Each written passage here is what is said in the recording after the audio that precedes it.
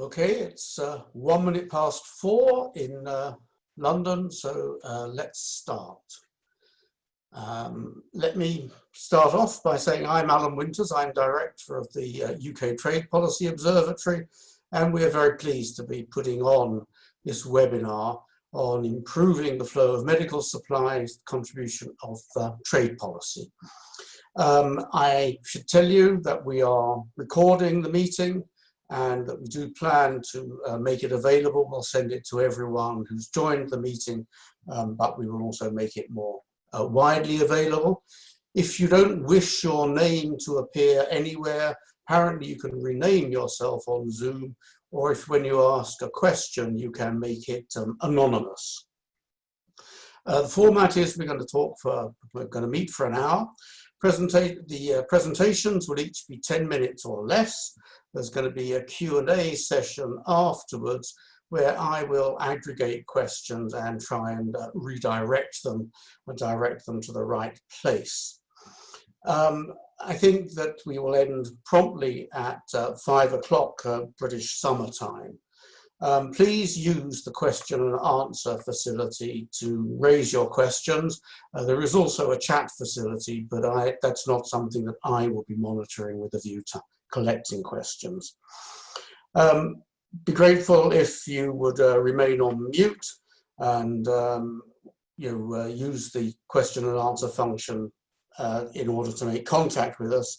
And all that remains for me to do in that case, I think, is just to welcome our three speakers. We're very pleased indeed to have a stellar, Mr. Johnson would say a world-beating lineup.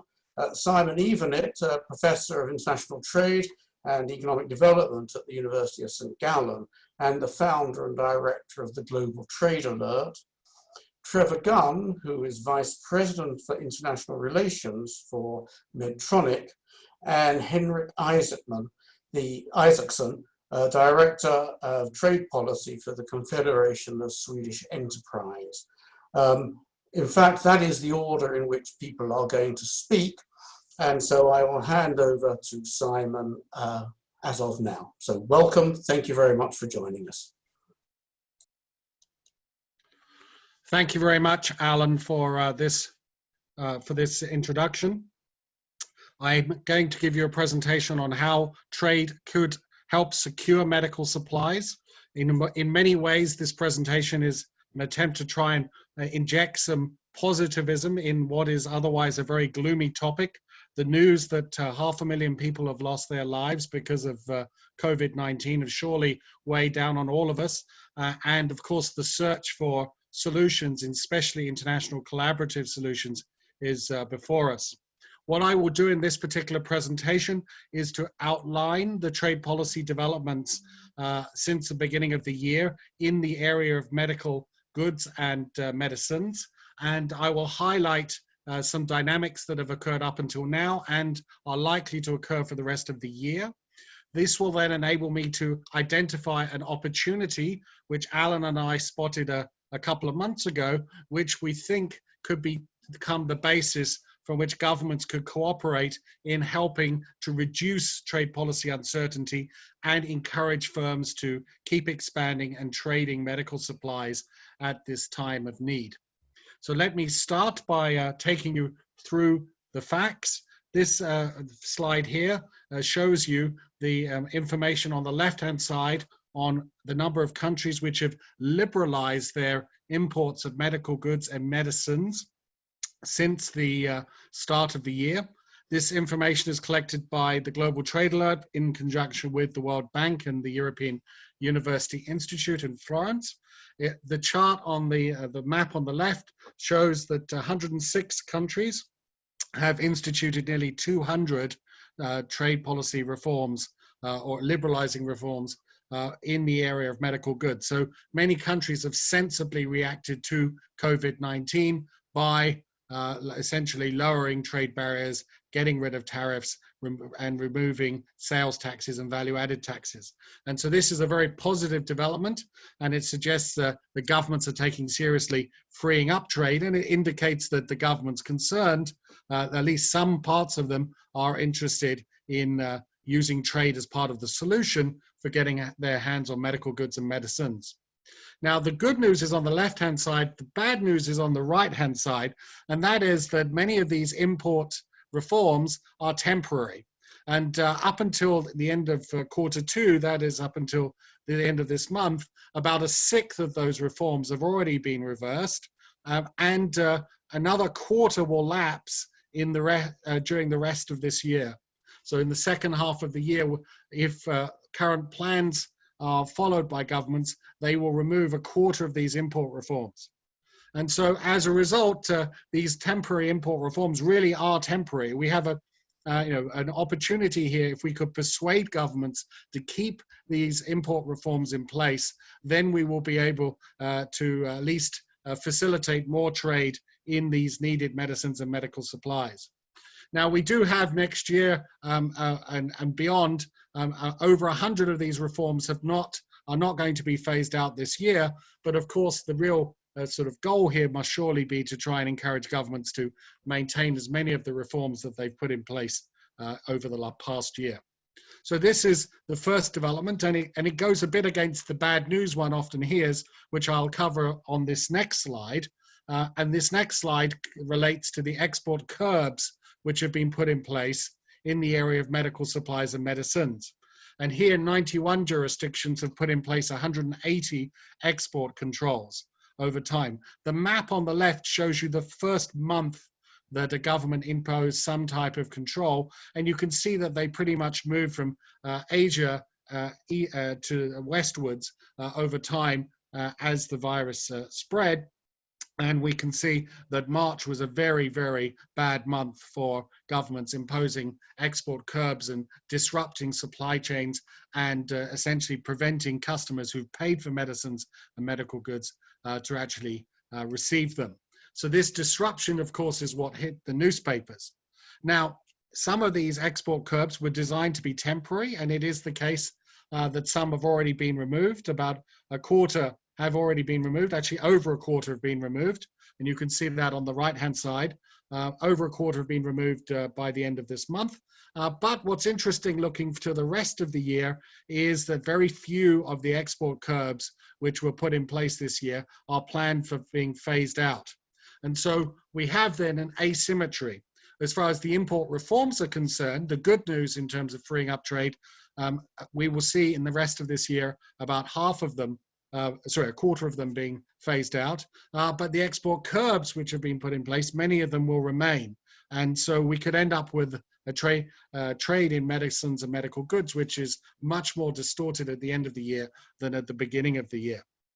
Now, this then provides a potential opportunity for governments who are prepared to move fast. And here I want to now describe very briefly the bargain that Alan Winters and I have been working on. And here we deliberately call this a bargain rather than a binding trade deal for reasons which I'm going to talk about in a minute. If you think about it, trade policy uncertainty kills or reduces international commerce. It's the enemy of international commerce. So if exporters in countries worry about imports tariffs going up, this uncertainty about that makes them reluctant to export. Whereas importing countries are worried about export controls and the uncertainty about those, and that may deter them from liberalizing in the first place, and they may encourage them to build up local industries which could be highly inefficient. So at the current situation where countries are in desperate need of high levels of medical supplies, then essentially a deal could be done whereby the importers will lock in for 5 years any tariff cuts and import reforms they do, but in return for countries which export medical supplies, qualifying the use of those export controls. So not abandoning them entirely, but guaranteeing that a certain minimum amount of contracted exports actually get supplied. And our suggestion was about 50%. Now, these principles could be articulated, and Alan and I have laid them out at some length, and governments could sign up to them. And as a result, the question, which would naturally arise is, why would anyone stick to this deal? Well, there is, I think, two reasons for thinking that this could work. First is we have very aggressive monitoring of what governments are doing in this area, in these areas of trade policy. And so any country that broke its promises would be quickly exposed. And secondly, the buyers of medical kit are surely now very worried about the risk of the products that they buy not being delivered. So risk management is at the center of procurement decisions with respect to medical supplies and medicines. And there would be a penalty paid by exporters from nations whose governments refuse to qualify the use of their export bans, who refuse to reduce the uncertainty which is associated with them. These principles could be announced, and governments could choose whether to adhere to them. So governments could decide whether to adhere to sign up to these principles or not. You do not need then an elaborate, lengthy WTO negotiation to be able to agree to this. That doesn't mean that down the road, if this initiative were to be implemented, that it could become a binding trade accord, but we just don't have the time at the moment to negotiate a binding trade accord. We're going to have to do something faster and something which has natural private sector incentives backed up by monitoring. And the other reason a binding trade deal probably wouldn't work at the moment, even if you could negotiate it fast, is that the dispute settlement processes in them are so drawn out that by the time any country got any redress, it's quite possible that the pandemic could be over. So for all of these reasons, we need a nimble response by governments. And so our proposal is easy to or ready to implement. It would help reduce trade policy uncertainty, and it would encourage medical goods producers and medicine suppliers to increase and maintain their production. Let me just quickly wrap up by saying, if you'd like to know more, the maps that I've shown you are updated weekly.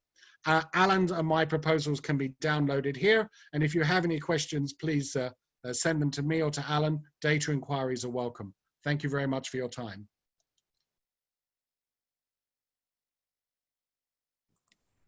Thank you very much, Simon. That was very interesting, and I'm sure there will be questions arising. The next person to speak is Trevor, and Trevor Gunn has already loaded his screen, so off you go, Trevor. Thank you. Thanks to you, Professor Winters, and hello everyone from Washington, D.C.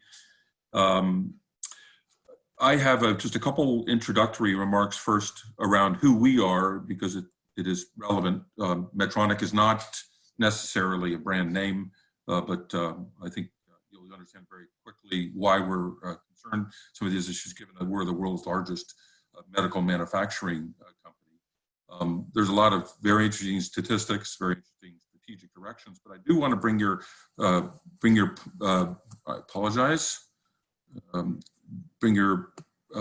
attention to the one on the far left-hand corner, which is that we are the producers of about 131,000 SKUs at this particular moment, not historically within the company.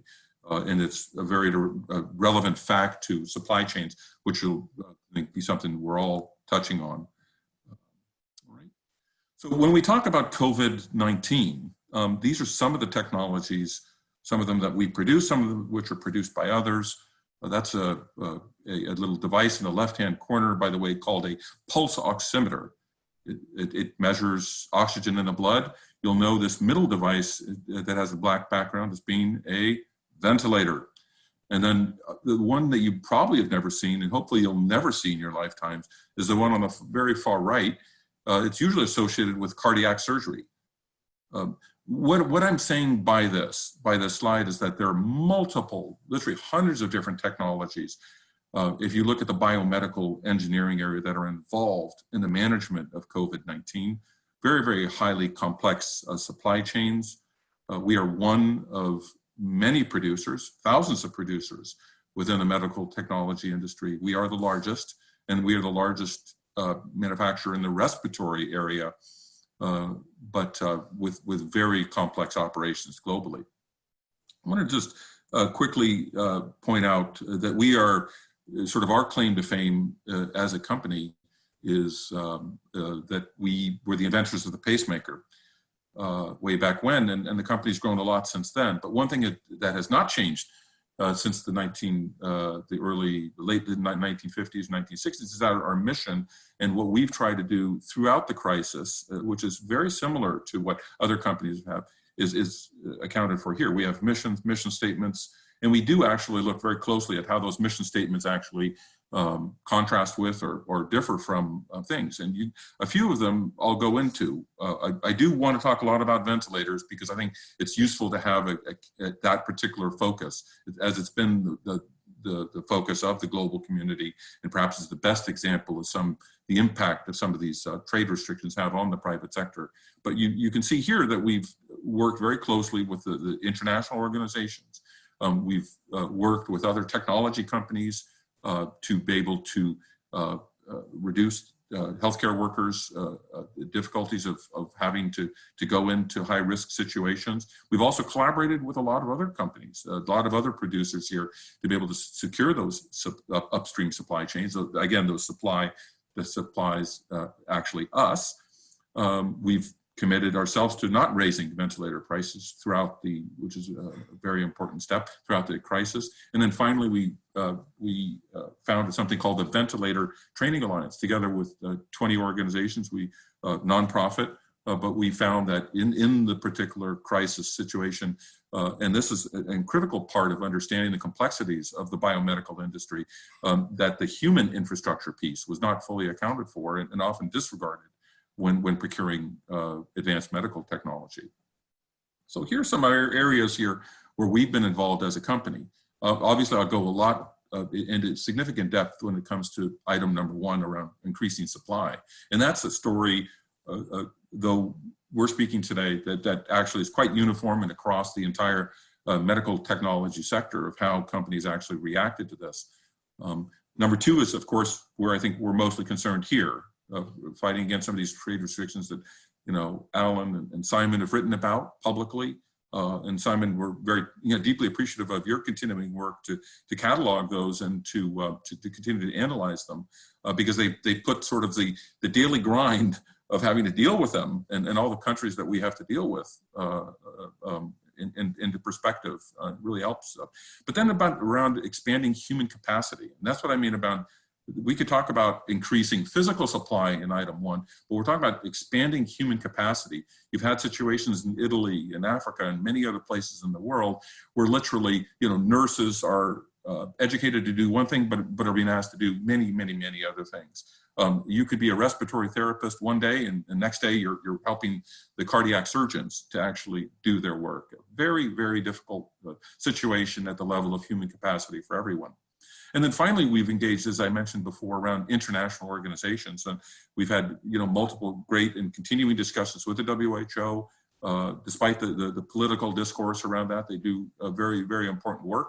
But all the other UN organizations, but primarily UNOPS, UNICEF, and all the other major organizations there. And then, of course, all the multilateral development banks, including but not limited to the World Bank, Islamic Development Bank, Asian Development Bank, many others in there doing really, really great work.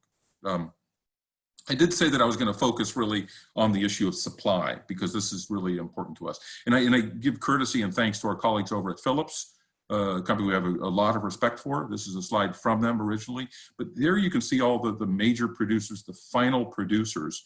And this is as of January 2020, which is only, by my reckoning, 5 months ago. You can see some of the most important areas of production. You can see some of the most important producers. You can see that we actually have a lot of fringe producers. And I don't mean that they are necessarily unworthy fringe producers, but a lot of smaller companies in a lot of different countries actually had some form of ventilation. Obviously, their missions have been sharpened during this crisis as well. But there you have that slide. So that should be important for you. Now, we at Medtronic did something that I don't think any of our colleagues have done, and we're obviously trying to encourage folks to do whatever's consistent with their commercial logic, but also their mission. We let, as many of you might know, did something of a sort of a brave thing and let go intellectual property of our most basic but hardy ventilator that's particularly appropriate for emerging countries, but not only emerging countries. And this is a little clip, a very bad photo I took here from the Wall Street Journal when we did that.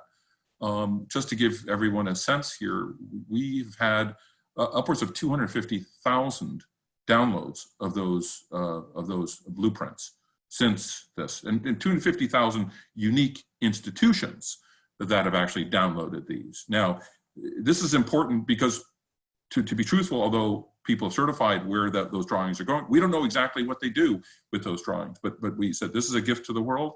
This is a crisis situation. So they could be educational institutions. They could be NGOs. They could be other companies. They could be car manufacturers. And guess what? They're all the above and probably many others that we don't know.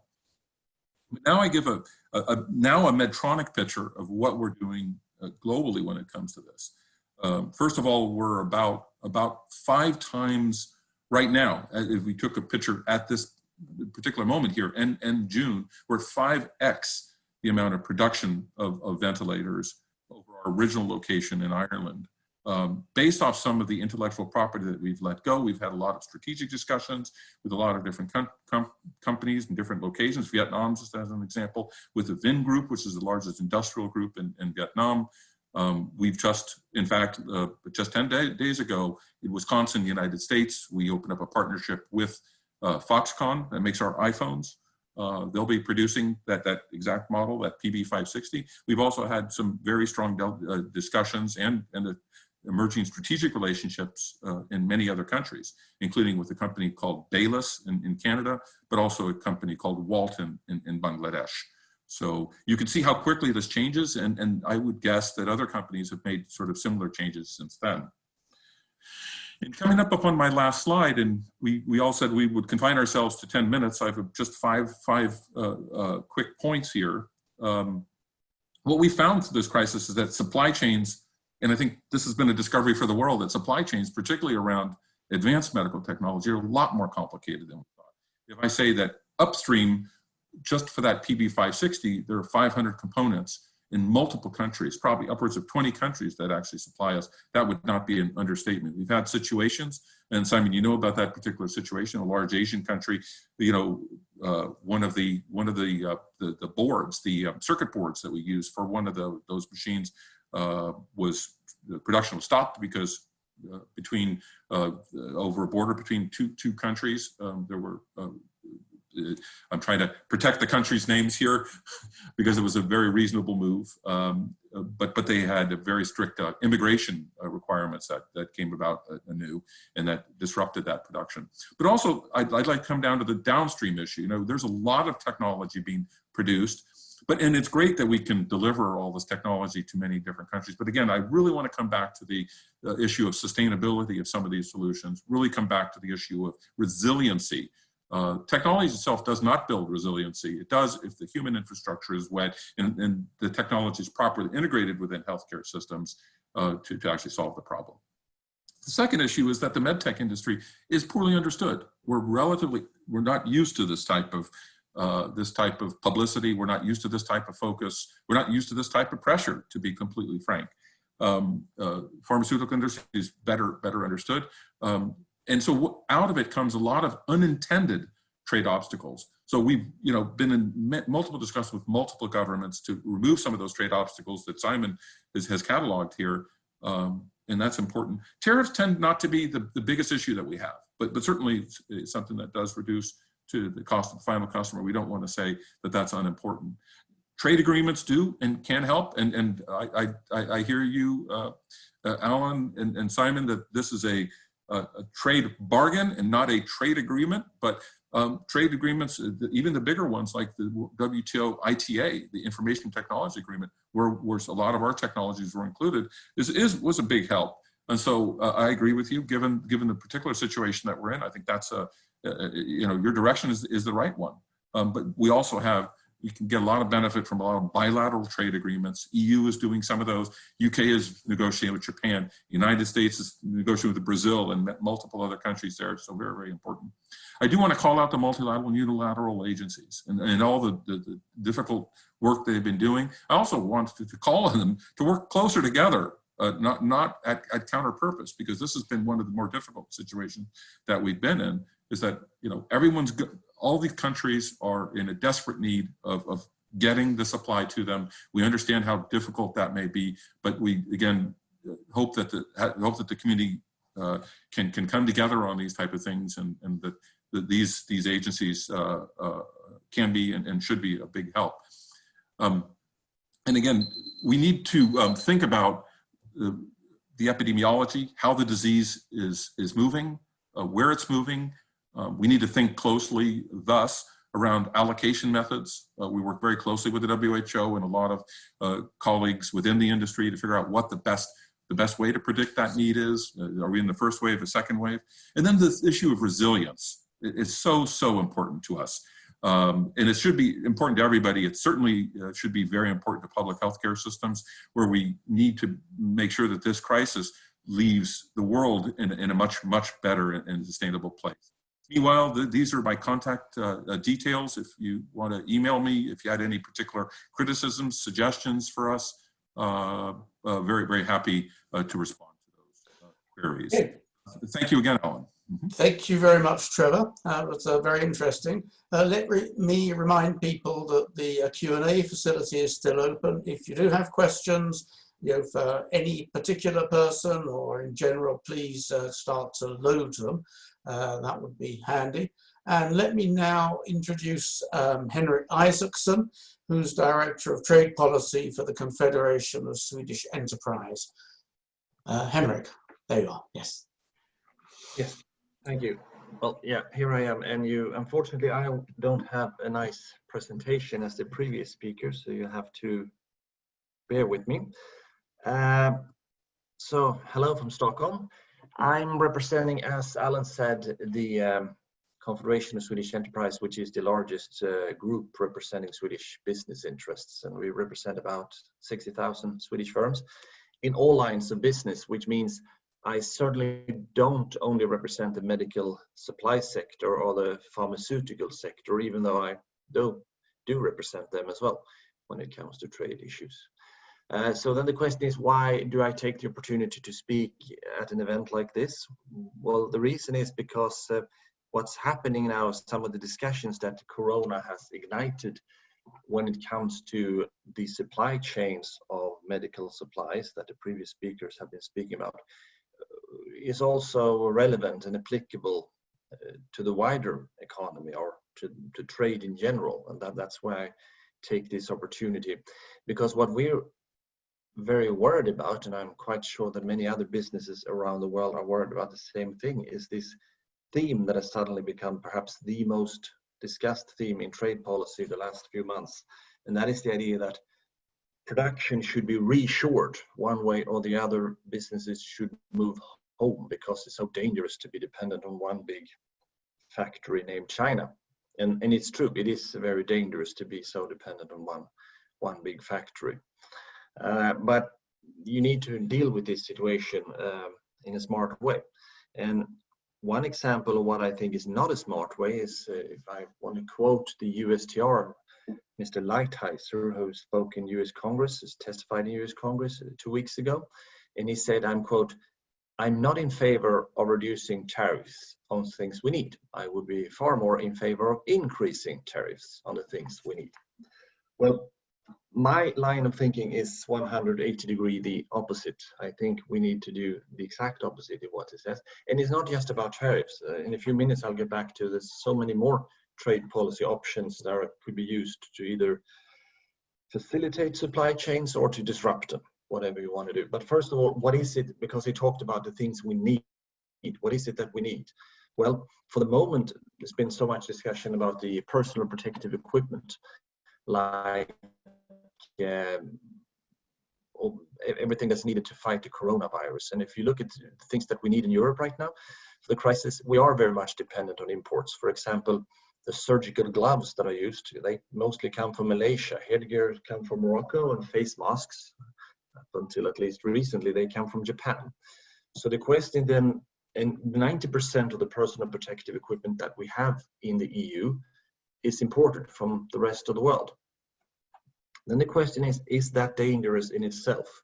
And we actually took the opportunity, my organization conducted a survey on that topic with the Swedish population a few weeks ago. We asked them other questions about their attitude towards globalization in general as well. But then we added this particular question that we wouldn't have asked 1 year ago, but which is very relevant to ask right now. And we basically asked them, it is a fact that much of the vital medical supplies and pharmaceuticals that we need to fight this crisis comes from abroad. Does that make us safer or less safe? And I was expecting most people to say it makes us less safe, but I'm happy to note that out of the 2,000 people that responded to this survey, basically half said it makes us less safe and the other half said it makes us more safe. So there seemed to be some intuitive understanding among general people who are not experts in this field that actually to putting all the eggs in China might not be a good thing, but to put all the eggs in your own country might also not be a very good thing. It's also risky. Because what we want to do in general is to preserve the global value chains because they have served us very well. The idea to spread out production across the world and to facilitate the flow of goods, services, people, and data across countries and not to try to disrupt it has been the way, and it's still the way that we should do these things. So when it comes to the medical supplies and the pharmaceutical industry sector, which are so much in focus right now, it makes perfect sense to have some of the research in some countries, some other kind of research in other countries, and then collaborate and then manufacture parts of these components in some countries and other parts in other countries and assemble in yet and again other countries. I mean, the idea of global value chain is a very smart idea, and it basically has to do with the fact that that's the best way to contain the costs. And if you look at the health sector in general, which is then both medical supplies and pharmaceuticals, but also digital medicine, cost containment is the key for the future because the demographic challenge we face in the Western world with an aging population requires us to spend increasingly more on health-related issues, and it's costly. And not to mention the situation in many developing countries where there are great aspirations for better health, but it's very costly and the resources are limited. So I would say that anyone arguing in favor of disrupting the global value chains and in favor of bringing production home is arguing in favor also of increasing prices. And then that has to be borne by someone, by patients, by government revenue, taxpayers, or people paying their private health insurance. One way or the other, this needs to be paid for. But it's not just a matter of cost, it's also a matter of it's risky, as I said previously, to put all the production in one country, even if that country happens to be your own country. And even more important in such innovative industries as the ones we're talking about is the fact that some of these medicines and medical technology would simply not exist if we couldn't spend so much that we do on innovation and then export it. If you couldn't export it, it wouldn't be innovated in the first place. So reduced trade opportunities will reduce innovation as well. So what I think we risk if we try to reshore production is basically you have more expensive goods, you have less innovation, and you actually have more and not less vulnerability to supply disruptions. And you hurt the public health and the budget for public health the most, and thereby you hurt the weakest people in our societies the most as well. So then that's why we are so much in favor of global value chains. Then I don't think there is such an English word as an unwish list. There are only wish lists, but this is my unwish list. And the reason I mentioned it before my wish list is because we need to play defensive here. We need to realize that the momentum is on the side of those that want to reshore, not the ones that don't want to reshore. So we need to play defensive. And these are some of the things that we do not want. We don't want the tariffs that Mr. Lighthizer talked about. We don't want trade defense measures trying to disrupt the value chains. We certainly don't want import bans or quotas saying that a certain amount of the medicines, for example, need to be imported in this or that country. and we don't want procurement to be trying to address this issue by kind of buy local schemes where you have to procure some parts of the medical technology nationally. We don't want to close the services markets for digital medicine. We don't want government to engage in a subsidy war, fighting each other to get investments in this area. And one thing that we certainly don't want is socialization in this sector. And again, if I return to one of the members of the US cabinet, Mr. Barr, the Attorney General, who actually, I think he was serious, this spring suggested that the American government would buy parts of Ericsson, the Swedish telecommunications firm, in order to use that as a stick to fight China and Huawei. That kind of thinking could be applied to the pharmaceutical and medical supply sector as well. And I don't want the government to start buying up the private firms that are in this business right now. And then finally, some things that we do want. It's perfectly fine if we realize that we were not prepared for this crisis. We might have rules on storage of all kinds of vital goods, not just medicines and medical supplies, but also other goods that we might need for the next crisis. And there might be new regulations so that you might need to regulate some private businesses in order to force them to store things locally that they otherwise would not do. This is fine, and this is not protectionism, because where you store things has nothing to do with where you produce things. You might also need to be better prepared for the next crisis, so to ensure that people, vital experts, and also vital goods do not get stuck at the borders as they did initially during the crisis. So you need to perhaps to prepare some emergency schemes for the next situation that might arise, that might be similar, so that people and vital goods can actually move across borders anyway. Then when it comes to reshoring with normal incentives such as tax breaks or generally having a good business climate, fine, of course, that's not a problem.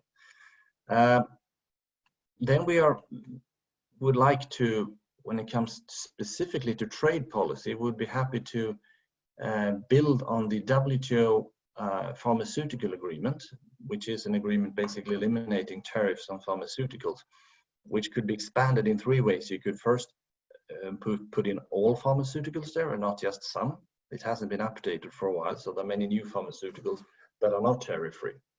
Then you could also put in the medical supply sector and all the goods that Trevor's firm are producing in that agreement as well, to make them tariff-free as well. And then the third thing you could do is try to get more countries into this agreement, because this is primarily a US, EU, Japan, and a few other countries that are in this plurilateral agreement. It would be great to have more countries in the agreement. On top of that, I think that the idea advanced by either Evenett and Winters on some kind of bargain that could later turn out to be an agreement when it comes to export restrictions, that would be a very good idea. And finally, I think the thing, if we want to be safer, is not to have reshoring, but to have diversification. If it's dangerous to have all the goods produced in China, then move some of it out of China. And this could be done without any government intervention. This is quite normal business logic. It's dangerous to have all the eggs in the same basket. The EU has a very new free trade agreement with Vietnam. It hasn't even entered into force yet. That might be an opportunity, and there are many other opportunities. So we don't want large-scale government forced reshoring. We want diversification. Instead, is probably the much better way for the future, because then we can still keep the cost containment without losing all the benefits of the global value chains. And I think, yeah, that's it. That was my presentation. Thank you. So thank you very much indeed, Henrik. If the other panelists would like to reappear, we can go into the question and answer session. Please do keep the questions coming. I'll try and manage them, and if I don't get to them, you can always take it up with us separately. Let me start off perhaps with a question to I think Henrik and or Trevor, without revealing any confidential secrets, commercial secrets. Does anyone have any costs or any estimate of the costs of reshoring say, a fairly ordinary, say, sort of ventilator or some relative, not very high top, the high end, but some relatively ordinary bit of medical equipment, the costs of reshoring, would it cost us 5% more, 25% more? Would it be more risky? And so on. I mean, what are the numbers in that trade-off? Trevor.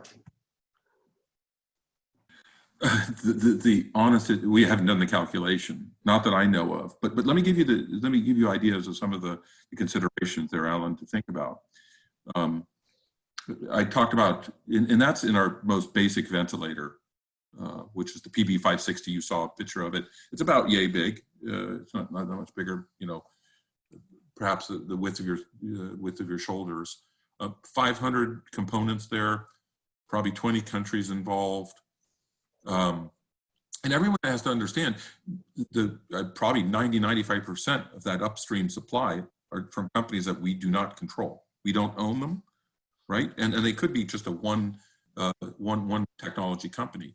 Maybe one other issue that we found in this whole ventilator situation was how important it is to have. There might be one key component in a ventilator that is in short supply. The other ones are fine. I mean, they're relatively commoditized, electronics, circuit boards, etc. But I could go into a little, that would be a little bit going into things we couldn't talk about. But we did strike an interesting deal with Elon Musk's company on one technology that was very difficult to, it was publicly reported, perhaps not just that particular piece, but because that was the one that was the most difficult to produce. But the honest issue is it would be complete guesswork on my side, Alan. Just if you can understand our supply chain, I said we downstream produce 131,000 SKUs, but upstream we have 120,000 suppliers to the company. Now, if you compare that with Airbus, Embraer, Bombardier, Boeing, all those people, they have about 25,000 suppliers. We have 125 or 120,000 suppliers. So the work is yet to take place in terms of those calculations. But as of about 10 days ago, we have now started to produce with one of the largest electronics manufacturers. So you can actually put things in different countries and achieve some both public health and commercial aims pretty quickly, as long as it's agreed. So that's a really difficult way to explain. We didn't do the math yet, Alan. Okay. Henrik, do you want to stick your neck out and give us a number or a story?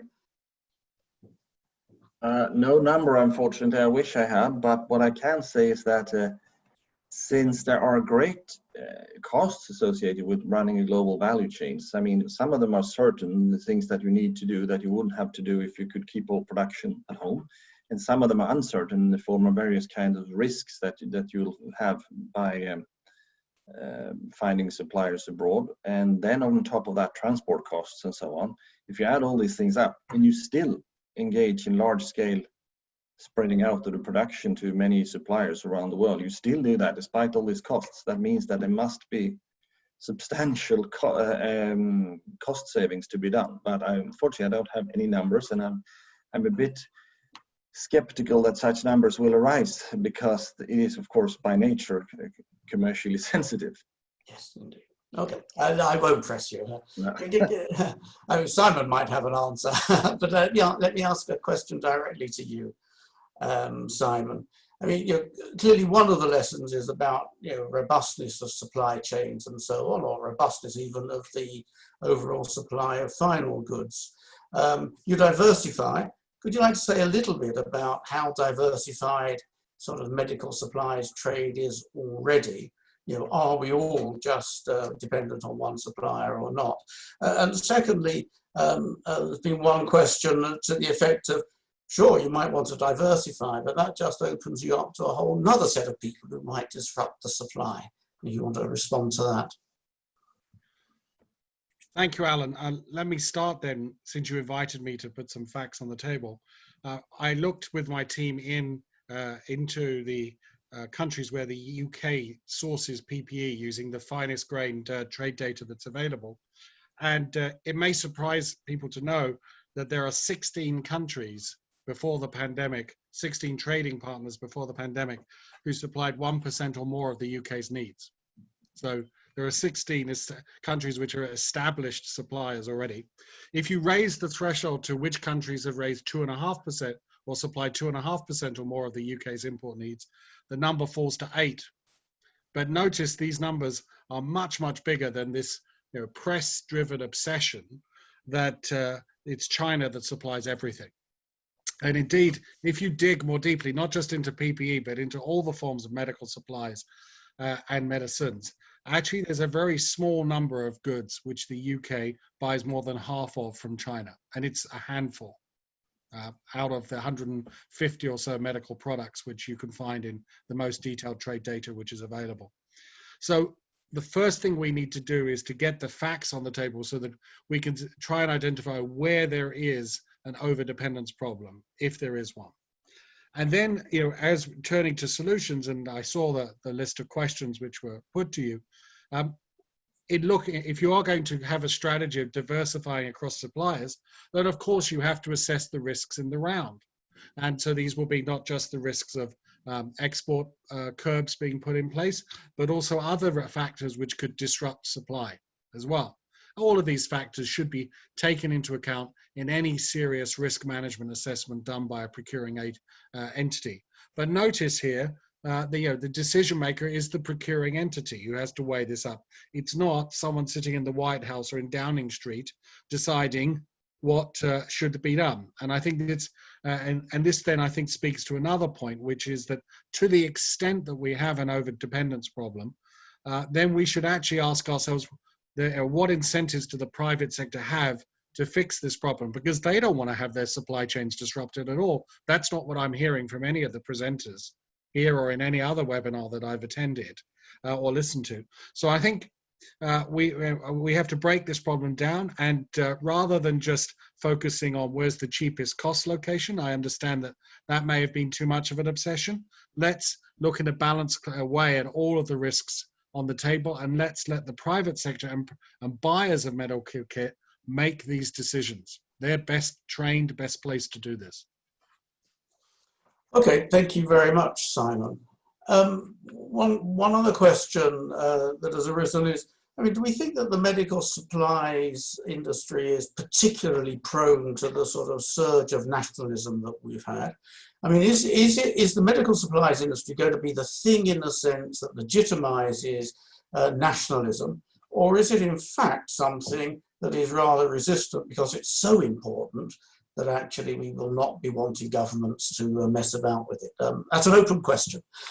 Anyone can answer.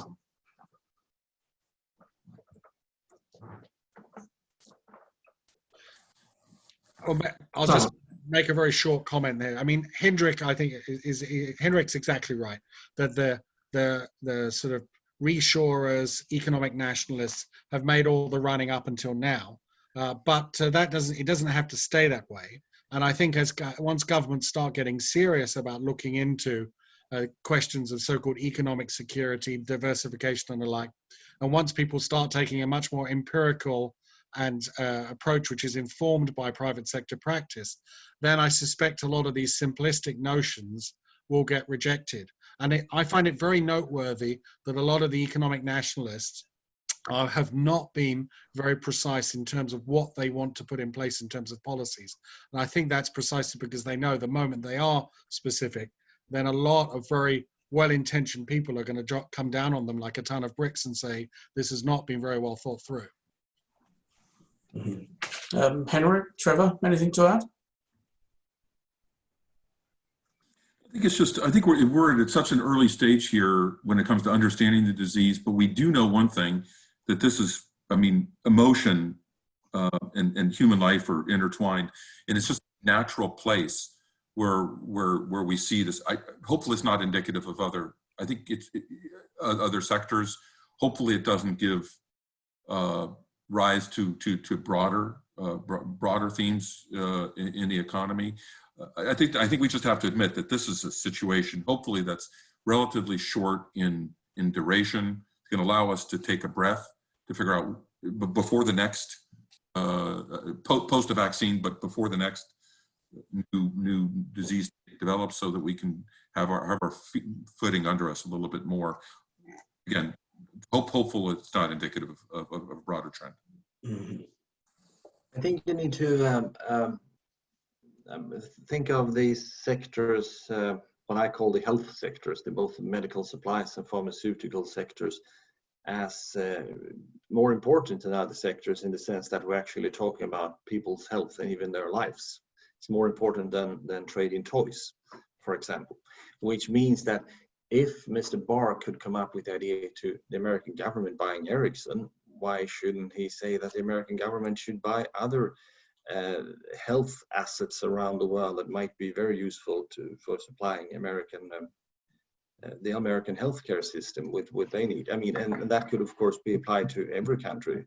Maybe the German government wants to buy Medtronic in the future.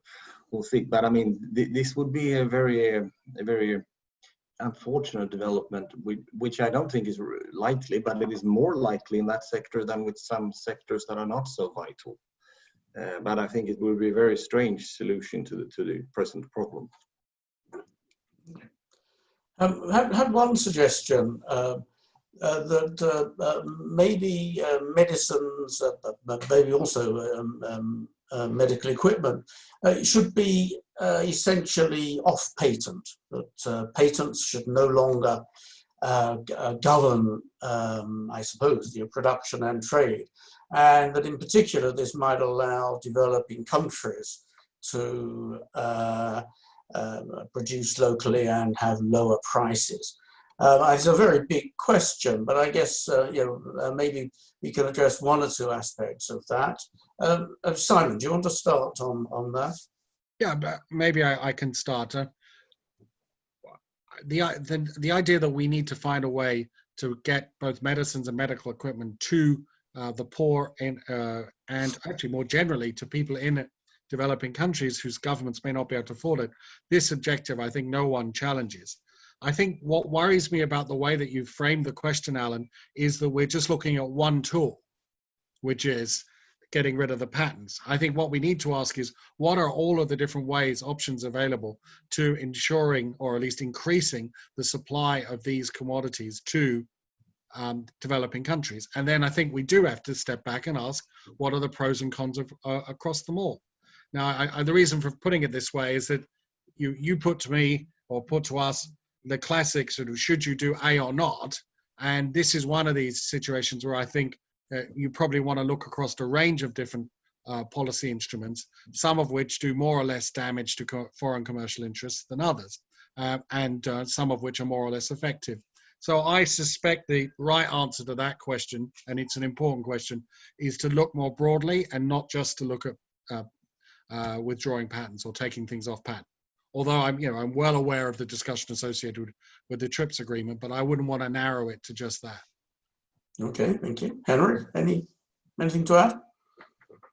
Well, it's basically, as Simon is saying, it's certainly not only about patents. For example, when it comes to really poor countries, it has much more to do with logistics and keeping the, I don't remember the English word now, but to keeping these goods in a cold state as they reach customers in tropical countries. So that has nothing to do with patents. It has to do with logistics and transports and so on. So even if you did away with the patents, you wouldn't solve the full problem, and you would create a new one, namely that some of these goods would not be invented in the first place because the commercial logic of inventing them would disappear, which is of course the main reason why you have to be careful when you think about this.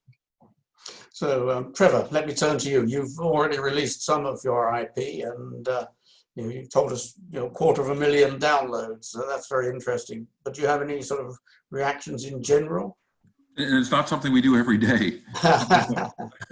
There's a real reason for that. Well, but it's also, if you look at the complexity of medical technology in general, it's we're in sort of a very different place than I think pharmaceuticals, because like I said, you need not only physical infrastructure that envelops the technology, you need the human infrastructure, and there's a variety of other things outside of that. And even if you were to confine yourself to the technology alone, you look in one of these ventilators or a pacemaker has 9,700 components. A lot of those have have their patents expired. So, you know, it's not as easy as all that. I wish that healthcare access was just simply a question of just you know, wiping IP away, and that's all fine and good.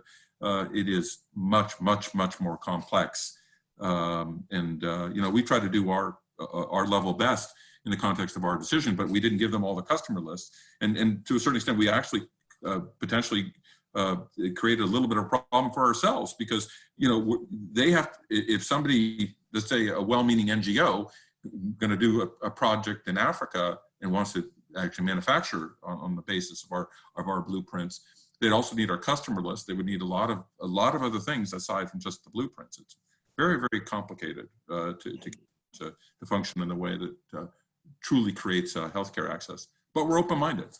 Yeah. And so, in a sense, this is a question that, at least for the more sophisticated end of the business, there's a lot of tacit knowledge. Firms who have cultures, they have experience, they pass things on from one person to another, and that, in a sense, it's not just a patent, it's actually learning how to carry out the process. Okay, thanks. So I understand that Trevor has to rush off a couple of minutes early for something, so if I don't have a chance, thank you very much, Trevor. Another question that's I think worth clarifying is, I mean, you know, we're talking about trade. One or two of the questions have raised, well, why don't we just build stocks? There's a sort of reaction to that. Stocks are part of the answer, part of the answer in some things, like the answer in others. I mean, where does stock building fit into all of this? It has a critical role to play, but, you know, every single country having its own stockpiles, which I think is what's been, and every country wanting to have its own, say, technology manufacturing. I'll leave it to the politicians to figure out how realistic that is, but it's at least partially, it's smart to have healthcare resiliency, but that doesn't stop with technologies. That's human resources, as we've seen, or physical structures also as a part of that. Henrik? Yeah, certainly it's very much part of the solution, but exactly how that should be done, if the government should do it, the private sector should be doing it, and if it's, I mean, what kind of goods and how much of it, I mean, there are all kinds of issues related to that. But the good thing is that this is not protectionist. I mean, if you try to intervene in where firms are actually producing things, that could be protectionist. But if you're only saying that firms or the government need to store things in anticipation of a potential crisis, that's perfectly fine. That I think very few businesses would oppose that. And of course, they could oppose various details of how it should be done, but they wouldn't oppose the idea. But it wouldn't be a panacea, of course, because you can never really anticipate what the next crisis would look like. But more storage in general would be a good idea. Simon, anything to add? Let me just add one small thought here, which is that I suspect that we will probably do with medical equipment and medical and health systems what's done with banks, which is quite extensive stress testing. Different types of crises, different types of demands will be simulated, and there will be a response where, you know, people will then calibrate the responses based on, I imagine, a mixture of diversification across suppliers, perhaps some stock building, and then, you know, how one executes that. There are lots of options as well. So I think that we're going to get a lot more sophisticated about looking across the range of solutions here, and people, governments, decision makers will have to start thinking more in terms of, you know, how do we respond to different levels of risk and different types of consequences which follow from those risks. And I think that stress testing approach is probably a good place. It's a neutral place to start, because we're not focusing on certain policy instruments as the solution straight away. Yep. Okay, thank you very much, Simon. I think we have very nearly reached 5 o'clock, so I think let me round it off.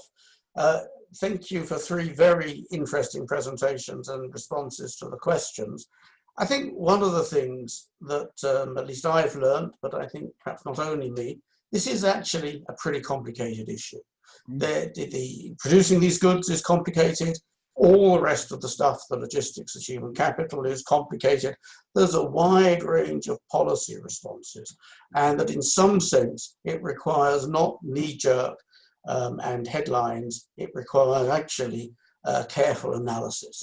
And it seems to me that while in the crisis you have to react by the end of the afternoon, the very next thing is to say, let us take a slightly longer and calmer look at all of this.